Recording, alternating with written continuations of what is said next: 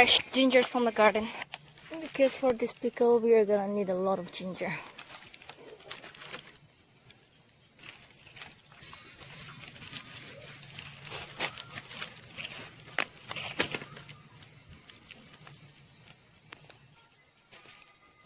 I think this much will be enough. So let's go and cook. Let me show you something. Look at this.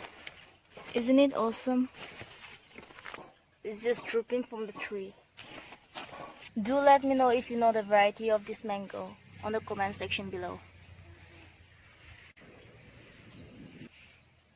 I'm back in the kitchen, and for this pickle we need some green chilies, tomatoes, ginger, garlic, onion, some red chilies if you want it more spicy, then fermented soybean. This is called scallions if I'm not mistaken, correct me if I'm wrong. Anyway, that's our local garlic. I'm gonna go ahead with the chopping and cutting.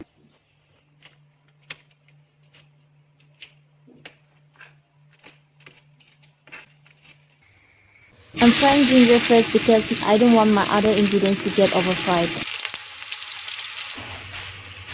Then I'll be adding some onions.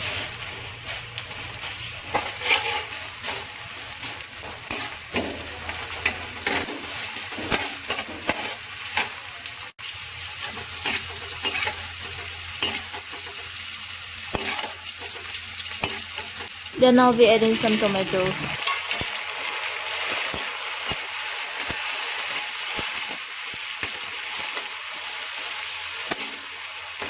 After frying tomato for some time, I'll be adding green chilies.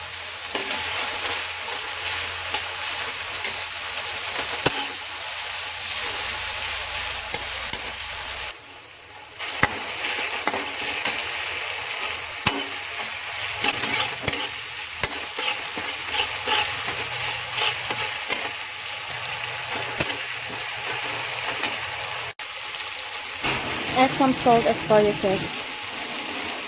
Then after you think the tomato is well cooked and has turned into a paste, add fermented soybean. We call it akhuni. This is Naga tribe speciality. It's used as the main ingredient to cook various dishes. Break the lump and stir fry.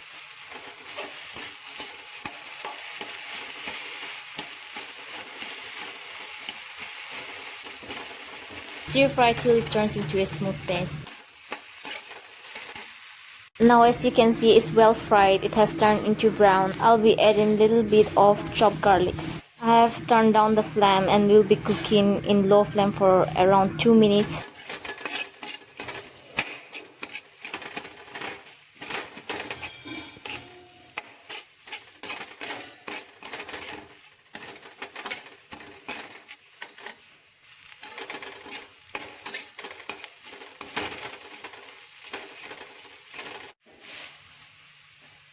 Before putting off the flame, I'll be adding red chili powder.